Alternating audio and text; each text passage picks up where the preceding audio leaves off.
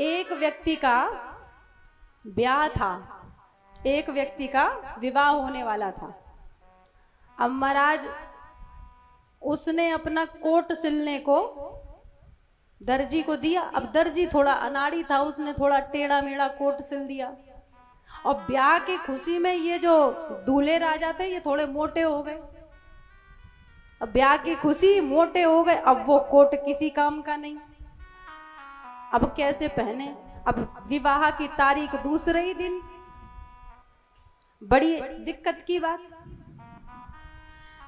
उसी गांव में एक व्यक्ति था जिसके पास बहुत सारे कोट थे, उसको कोटों से बड़ा प्रेम था, कोट से बड़ी आसक्ति थी, बहुत अलग अलग रंग प्रकार के कोट थे। तो गांव वालों ने समझाया कि भैया एक दिन के लिए, कल उसका विवाह है, एक दिन के लिए तुम अपना कोट दे दो, उसका विवाह हो जाए, नहीं तो गड़बड़ हो जाएगी।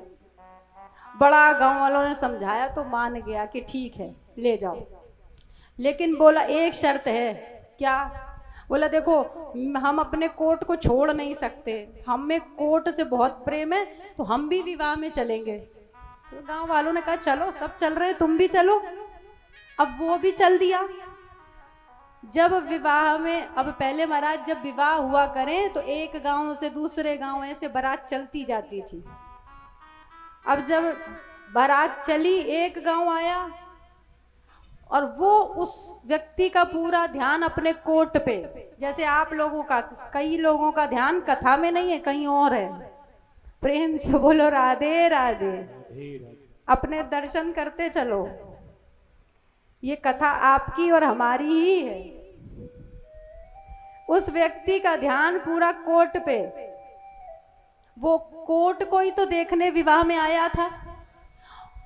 जा रहा था, इतने में उस गांव से निकला तो किसी एक व्यक्ति ने पूछा क्यों भैया, उसी से पूछ लिया जिसका कोट था, उससे पूछा क्यों भैया दूल्हे राजा कहाँ हैं? अब वो एक बोला वो है दूल्हे राजा और वो मेरा कोट है। अब गांव वाले बड़े नाराज हुए कि ये क्या, तुम बेइज्जती कराओगे, बता रहे हो कि मेरा कोट है। अब उसकी आसक्ति वहां, तो वो बार बार उसके मुख से निकल जाए कि वो रहे दूल्हे राजा और वो जो कोट पहने वो मेरा है। अब सब बड़े बूढ़ों ने समझाया कि अब मत बोलना ऐसा। बोला ठीक है।